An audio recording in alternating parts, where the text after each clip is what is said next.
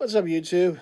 See, I got my Valentine's red on, right? I got my pitchers and catchers report soon, too. And I got my red drink, too. See, I'm a very festive person. I might not have a Valentine, but I celebrate Valentine's Day in my own way. So,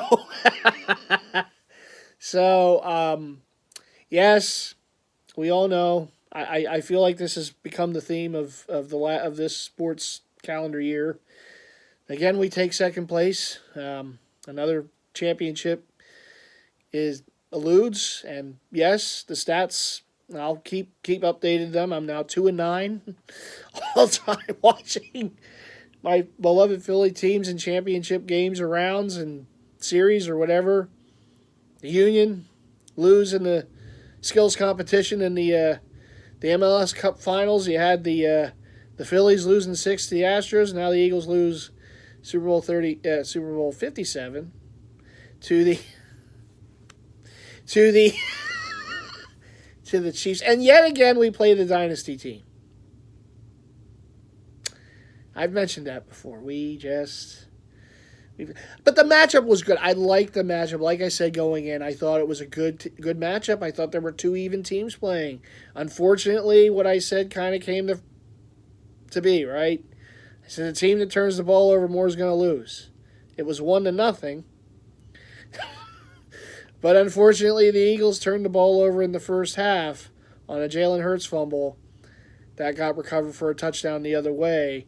Now they overcame that. And to the tune of a 10-point halftime lead within the second half, and it was tale of two halves. It really was. The Eagles have had a very solid year, and there's very few flaws on this team this season. But there were some, weren't there? The run defense at times was a problem to the fact that the GM of the year, Howie Roseman, went out during the season and brought in Linval Joseph and Ndamukong Suh to help fill the plug. They had some injuries there and inconsistency on the defensive line in the middle, and he did yeoman's work to bring guys in that helped, and they did. And the run defense, that was an issue going into those weeks, became less of an issue, even stopping some of the best backs in the league, like a Derrick Henry, a Saquon Barkley, throughout those however many weeks after.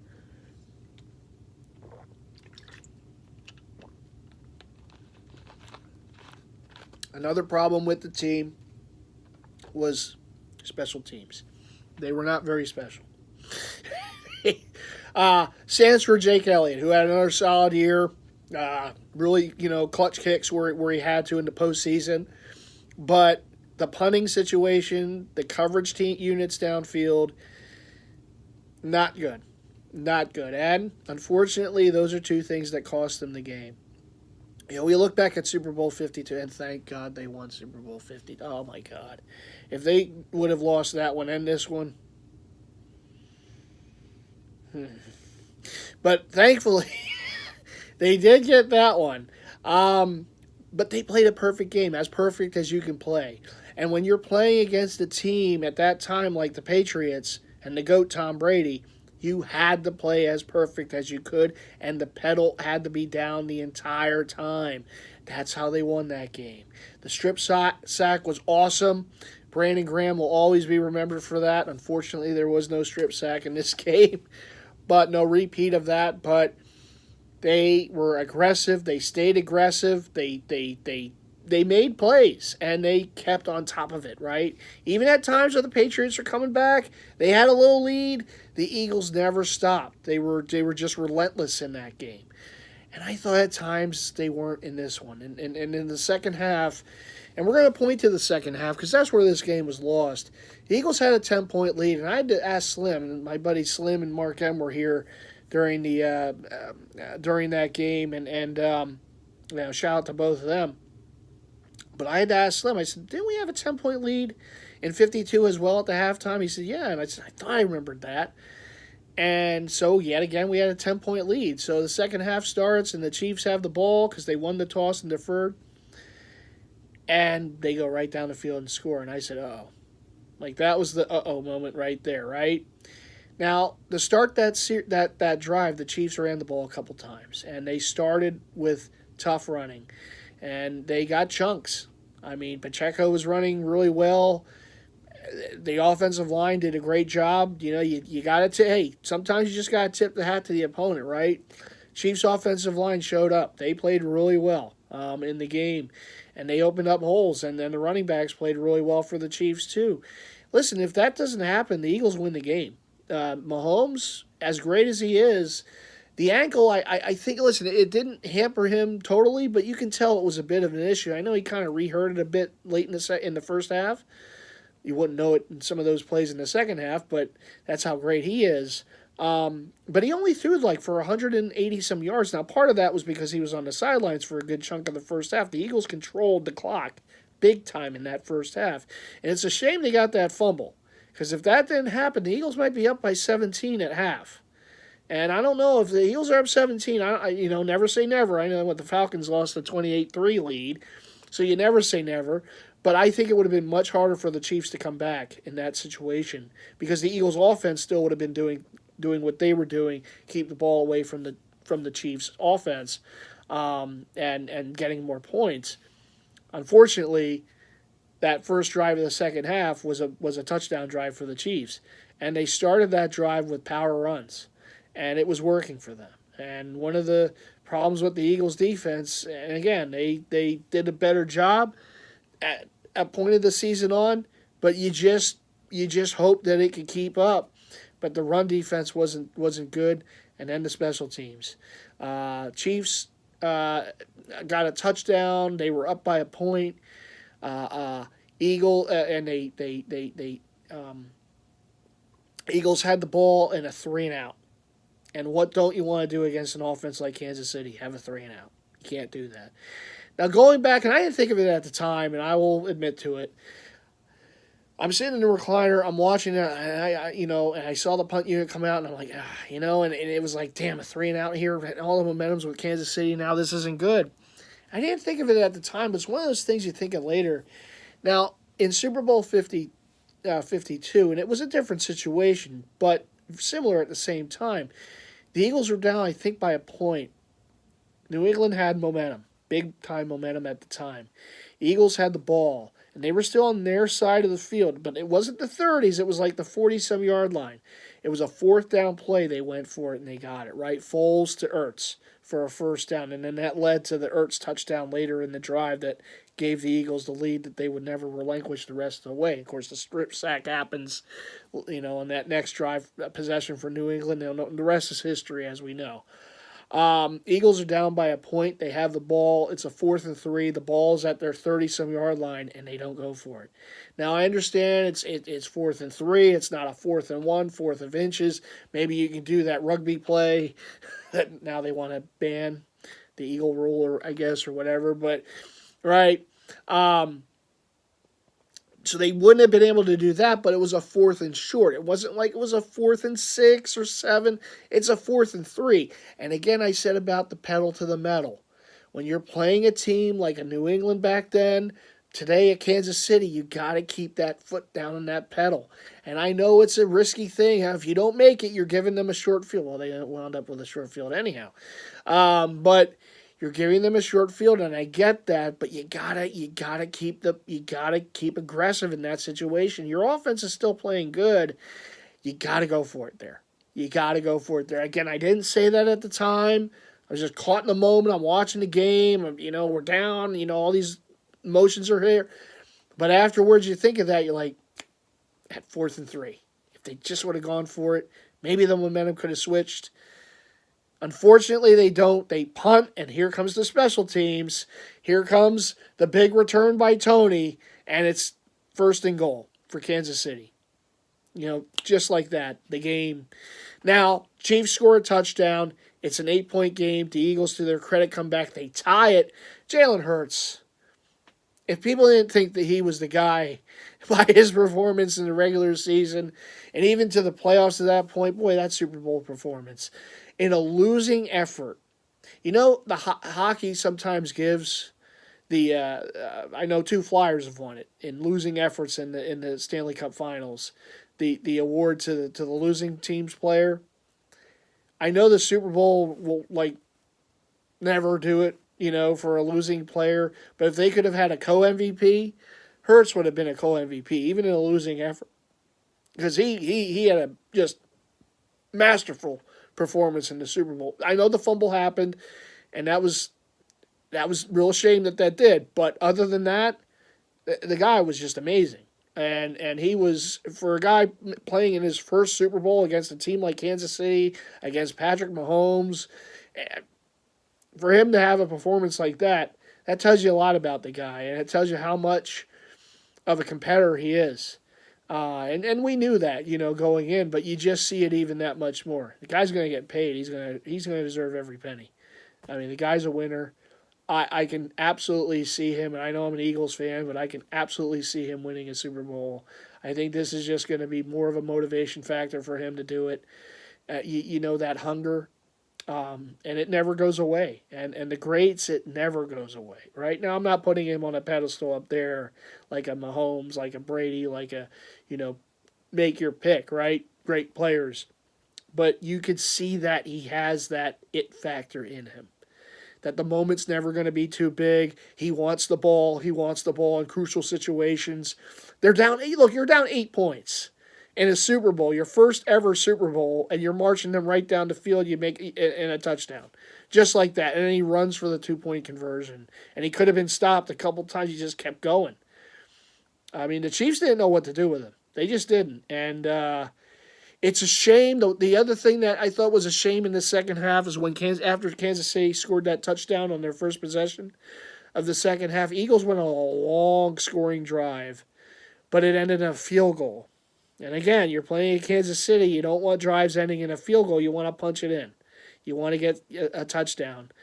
So that was one of those little things, too, that all adds up to a loss, right?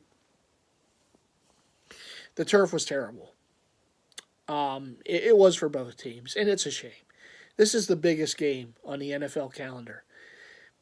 You can't have a turf like that. I have no idea what the thought process was with that. I can't understand how you want to do something different with the turf, to create the turf or whatever it is they did, and this is what they do.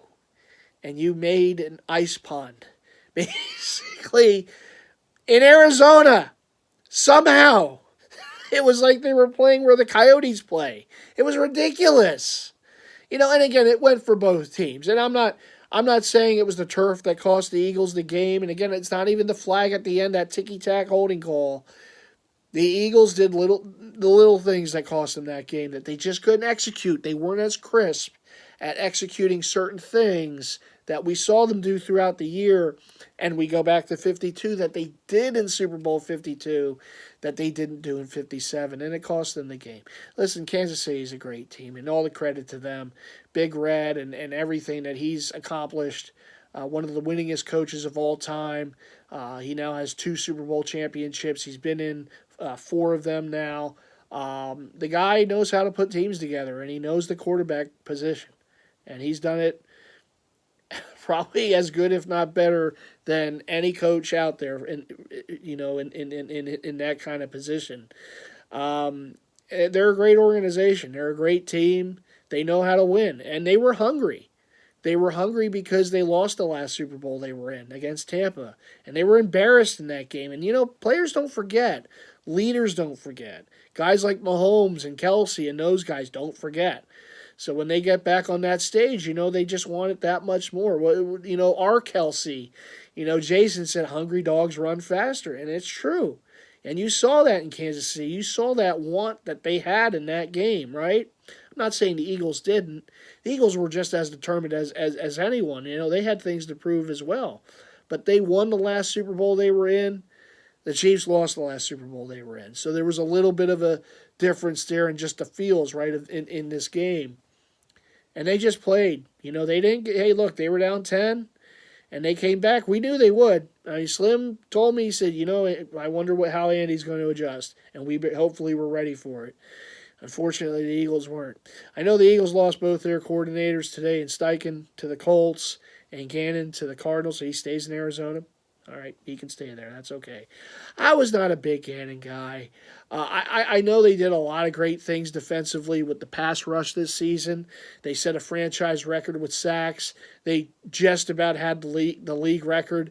Um, but there were issues. When they weren't coming home with the four-man rush, there were different things that he just wouldn't deviate from. That zone that he kept being in, not deviating from that.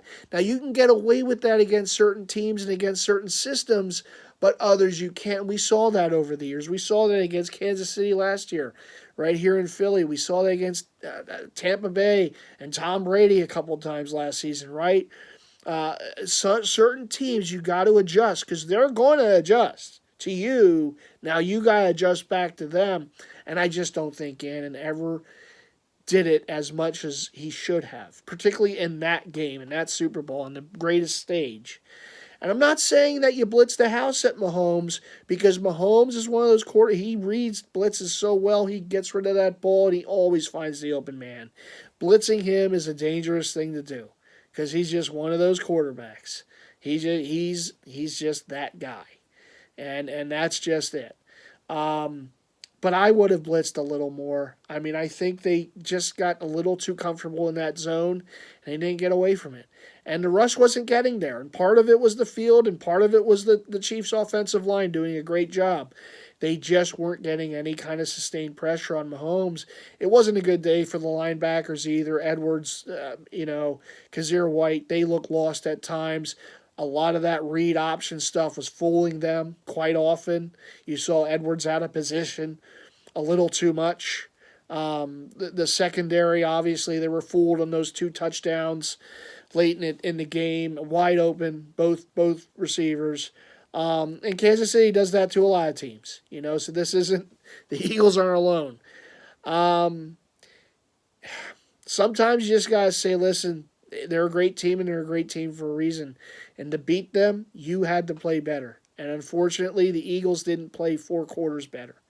They may have played 2, but they didn't play 4. And to beat a team like that, you got to play 4. You got to keep that pedal down. Listen, it was a lot of firsts. Sirianni's first, Super Bowl as a head coach, and then Jalen Hurts, obviously, and there were many other players, too, making their first appearance. And you could tell at times, right? Not so much with Hurts, just he was amazing. But you could tell with Sirianni a little bit. Like I said, the punt on 4th and 3, some of the calling, some of the play clock issues. Yeah, I mean, you could see that this was his first Super Bowl, and maybe the moment just was there. I think he's a really good coach. I think he's going to be there again. I don't think that this is a one-and-done team. I don't think that this was a fluke that they got there. There's going to be decisions making that they have to make in the offseason. There's going to be some tough decisions to make.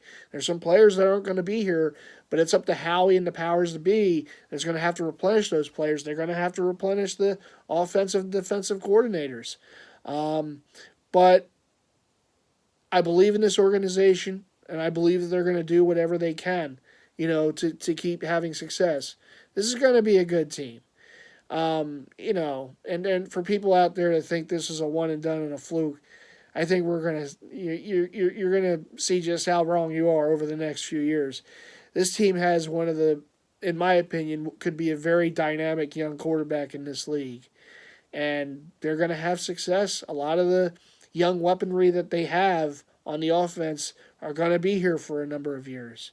And they'll get other players. The one thing we know about Howie, he can manage that cap better than anyone else. And the one thing we know about this organization is they will go out and get the players when the time comes to get them. Now they're going to have to pay Hurts, and that's going to put a divot into some of these contracts, these other contracts, right? But they have to. Every team that has a franchise quarterback has to do it. You got to pony up. That just comes with that position. And you had a guy in his rookie contract going to a Super Bowl and having success, runner-up to league MVP. Now, none of us saw this coming. I would be lying if I said I saw this coming before the season. What did I say? I said I wanted him to play at an all-pro level, and he plays at an MVP level. And in the Super Bowl, he played like an MVP. I mean, you would have thought he was the MVP instead of Mahomes, the way he was playing, right? Tremendous game for his first Super Bowl. We got a good one.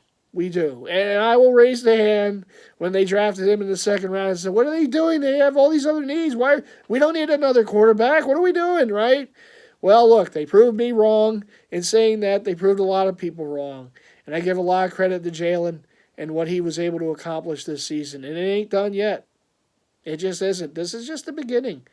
Listen, this was ahead of schedule, this run. This wasn't supposed to happen this year. This was maybe a few more years down the road, and it happened now. So I can definitely see them being one of the better teams in the league, certainly in the NFC over the next few years. There's going to be other teams that get better. There always is. But the Eagles are going to be in the upper echelon. I see no reason why they wouldn't. I think they have a good young head coach. I think they have a really dynamic young quarterback who's a winner, who's going to take this this missed opportunity in the Super Bowl and grow from that. And you know that he's going to just want it that much more. And he's a driven guy. And he has a chip on the shoulder. And look, he's going to want it. So now they have to do it. Look, a lot of things worked for them this season. Health, for the most part, this was a healthy team, right? You're not going to have that every season. I know we won a Super Bowl with guys getting hurt. You can't count on that, right? The schedule's going to be different every year. I never look at the schedule. People, it could be this or that. You don't know what the schedule is. There's injuries. There's inconsistencies. It could look like the toughest schedule in the world, and then you play those teams, and they're not the teams people thought they would be, right? But it is going to be tougher, right? They're a team with a target on them now because they won an NFC title. They have a team that's had success. So people are going to measure themselves to the Eagles. Other teams in this division are going to try to measure themselves to the Eagles, and we're going to get their best, right? The Giants twice, Dallas twice, Washington twice. We're going to get their best because the Eagles are the top dog right now in the division. They won the division last season. They won the NFC last season. There's going to be other teams in the NFC that are going to be gunning for them. I see you, Faithful. I know. All right? So we're going to have teams that are going to want, look, you always want to knock the champ off, right? Now, the Eagles aren't the Super Bowl champs, but they're the NFC champs. So the other teams in the NFC, it's going to be their big Super Bowl, right, to play the Eagles, whoever plays them next season, right, outside the division. And the other AFC teams, too. The Eagles are going to be one of the better teams in the league. They just are. They're built for it. They're going to be built for it next season, and barring catastrophic injuries, they're probably going to be good enough to make another run next season. Now, is it going to end in a Super Bowl? It's tough, particularly for the team that loses the Super Bowl. The next year is always, you just never know what to expect. We've seen that many a time. But I do believe in the players that they have that are going to be here next season. I think they have some good young players coming up. And I believe in Howie. I believe in Jeffrey. I believe in this the powers that be in the front office to keep this team in championship level form for the next few, however many seasons. And I do believe they'll be back in a Super Bowl or more. And I do believe we will see the confetti yet again fall on us. And for people who don't think so, yeah, well, you were the same people that thought we weren't going to win one. So I don't really look at your opinion.